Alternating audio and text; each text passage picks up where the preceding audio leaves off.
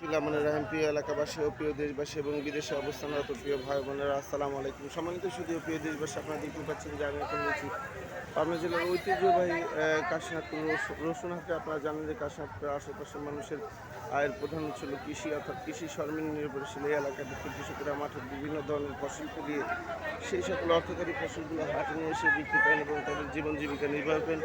শুধু তাই নয়, এই হাট থেকে রসুন পরিবহন খাতে বাংলাদেশের বিভিন্ন প্রান্তে গিয়ে ভোক্তাদের চাহিদা সম্পন্ন করছে। যাই হোক, এ পর্যায়ে আমরা জানবো কৃষকের কাছে যে আজকে রসুনের সর্বোচ্চ পাইকারি বাজার কত যাচ্ছে। আসসালামু আলাইকুম ভাই, আজকে রসুনের সর্বোচ্চ পাইকারি বাজার কত যাচ্ছে?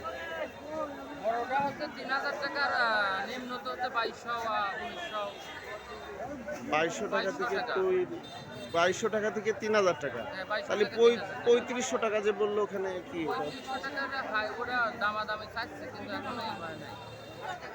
দাম চাচ্ছে? দাম চাচ্ছে মানে কিন্তু সচরাচর রেট যাচ্ছে ৩,০০০। ৩,০০০ টাকা।